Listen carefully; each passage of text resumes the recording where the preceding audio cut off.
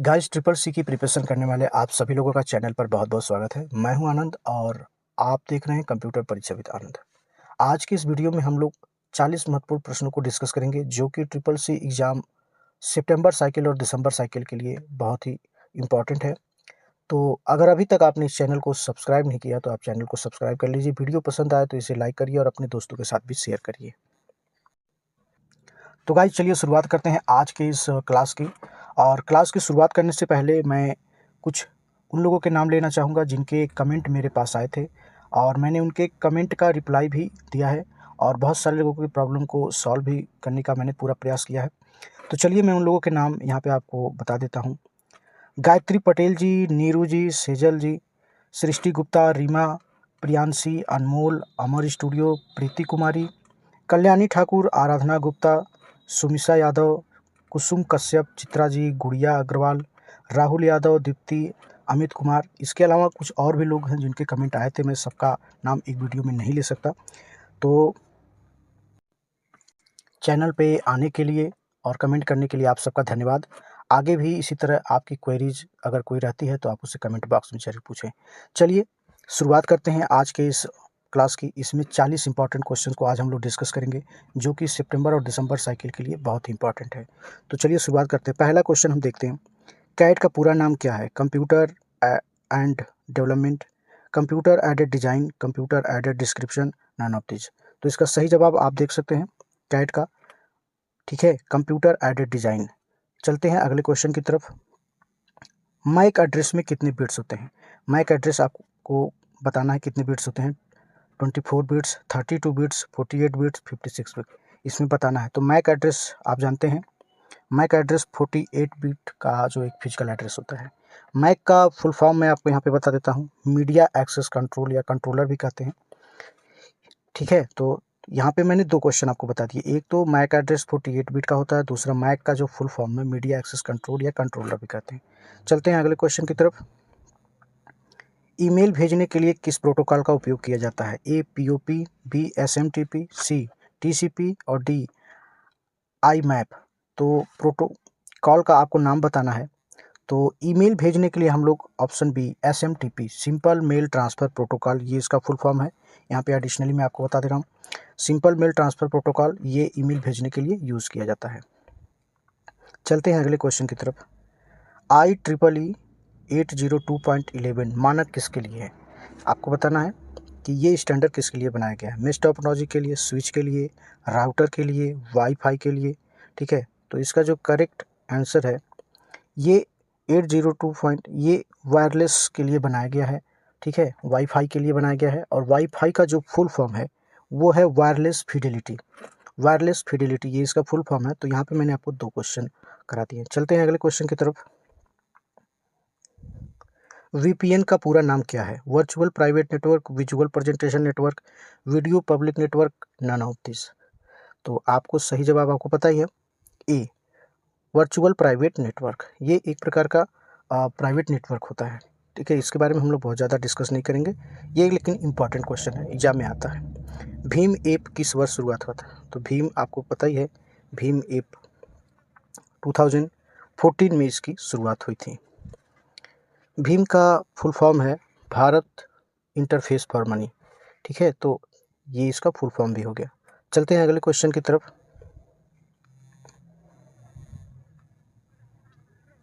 भारतीय सूचना प्रौद्योगिकी अधिनियम किस वर्ष लागू हुआ था? यानी आईटी एक्ट की बात हो रही है, आईटी एक्ट किस वर्ष लागू हुआ था? तो ये इनएक्टेड मतलब बना भी था और उसी ईयर में ये लागू भी हो गया था।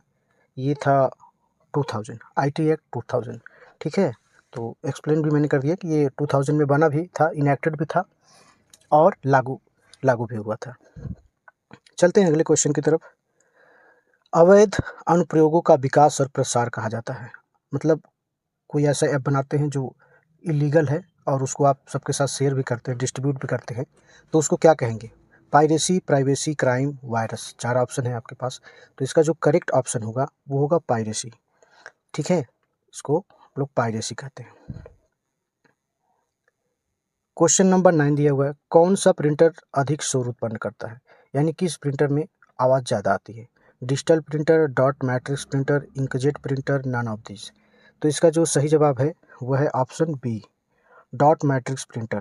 ठीक है, ये ऐसा प्रिंटर होता है जिसमें ज़्यादा नॉइज़ आता है। चलते हैं अगले क्वेश्चन की तरफ। कंप्यूटर के मुख्य सर्किट बोर्ड को क्या कहते हैं? Main circuit board of a computer, इसको क्या कहेंगे? तो मेन सर्किट बोर्ड को हम लोग मदरबोर्ड कहते हैं। यहाँ पे तो आपके पास ऑप्शन चिप भी लिखा हुआ, पीसी भी लिखा है, मदरबोर्ड एनआईसी, लेकिन जो ऑप्शन सी है यही आपका करेक्ट आंसर है, motherboard.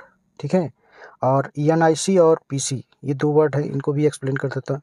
Network interface card, network interface card NIC का फुल फॉर्म है, और पीसी का आप लोग जानते हैं पर्सनल कंप्यूटर। चलते हैं अगले क्वेश्चन की तरफ। निम्नलिखित में से कौन सा क्लाउड स्टोरेज का उदाहरण है? मतलब किसमें क्लाउड में डेटा स्टोर होता है? पहला है ड्रॉप बॉक्स, दूसरा दिया Google drive, one drive, all of these. तो देखिए क्लाउड स्टोरेज ये सारे के सारे क्लाउड स्टोरेज ही हैं, तो ऑल ऑफ दीज, ठीक है, ये सारे जो है क्लाउड स्टोरेज हैं। क्लाउड स्टोरेज क्या होता है? जहाँ पे अपने पर्टिकुलर सिस्टम पे फिजिकली डेटा स्टोर न करके कहीं थर्ड पार्टी, कहीं अनदर वे पे डेटा को स्टोर करना क्लाउड कहलाता है। पिछली कमांड को रोकने के लिए किस कुंजी का उपयोग किया गया था? किया गया था नहीं, मतलब किया जाता है। ठीक है, यहाँ पे मिसप्रिंट हो गया है। ठीक है, यहाँ पे होना चाहिए था कि किस कुंजी का उपयोग किया जाता है। तो इसमें देखिए पूछा ए एंटर, बी शिफ्ट, ई ESC और डी डेल। तो आप जानते हैं अगर आप कोई भी कमांड एग्जीक्यूट हो रहा है तो उसको कैंसिल करना चाहते हैं, उसको रोकना चाहते हैं, तो आपको इलेक्ट्रॉनिक क्लियर्स यानी कि ये जो ESC की होती है इसको आप प्रेस कर सकते हैं। निम्नलिखित में किस उपकरण का उपयोग ड्रैग एंड ड्रॉप के लिए किया जाता है? अगर कोई चीज़ आपको ड्रैग एंड ड्रॉप करनी है तो आप स्कैनर से करेंगे कि प्रिंटर से करेंगे, माउस से करेंगे, कैमरे से करेंगे? तो ड्रैग एंड ड्रॉप के लिए आपको माउस का यूज़ किया जाता है। ठीक है, तो ये माउस ऐसी डिवाइस होती है जिससे हम ड्रैग एंड ड्रॉप करते हैं। स्पेस बार की बोर्ड की सबसे छोटी कुंजी है, मतलब स्पेस बार जो बटन की होती है वो सबसे छोटी है, ये बताया जा रहा है। तो ट्रू है कि फॉल्स आपको बताना है। तो ये फॉल्स है। ठीक है, ये हमारा फॉल्स है, क्योंकि स्पेस बार जो होता है वो एक कीबोर्ड का सबसे लॉन्गेस्ट की होती है। ठीक है, चलते हैं अगले क्वेश्चन की तरफ। फास्टैग की शुरुआत 2014 में हुई थी, तो आपको बताना है कि सही है कि गलत। तो आपको पता ही है फास्टैग की शुरुआत 2014 में ही हुआ था, ये करेक्ट आंसर है। चलते हैं अगले क्वेश्चन की तरफ।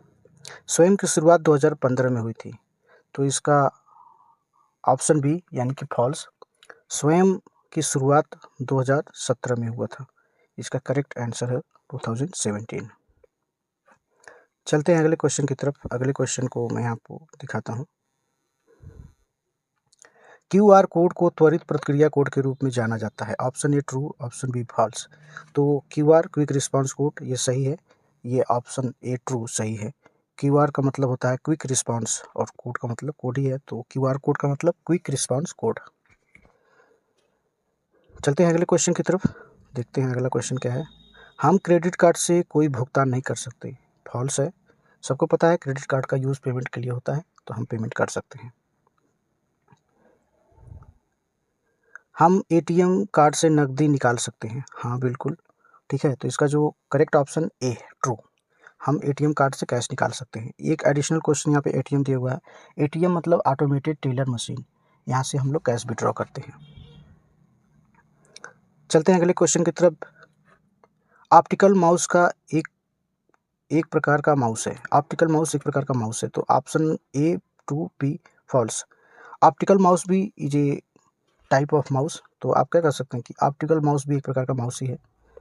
तो चलते हैं अगले क्वेश्चन की तरफ। ठीक है, ये आज के क्वेश्चन सारे डिस्कस हो चुके। एक होमवर्क का क्वेश्चन आपके लिए है कि फ़ोन पे निम्नलिखित में से कौन सा आभासी भुगतान पता उपयोग करता है? यानी इसमें बताना फ़ोन पे क्या यूज़ करता है। @APL, भारत पे, @OKICI और DYBL। ये आपका होमवर्क क्वेश्चन है, आप इसे कमेंट में ज़रूर बताइए। तो आज के लिए बस इतना ही, मिलते हैं अगले वीडियो में। और वीडियो पसंद आए तो इसे लाइक करिए, शेयर करिए अपने दोस्तों के साथ। तो आज के लिए बस इतना ही, मिलते हैं अगली वीडियो में। Thank you and keep watching.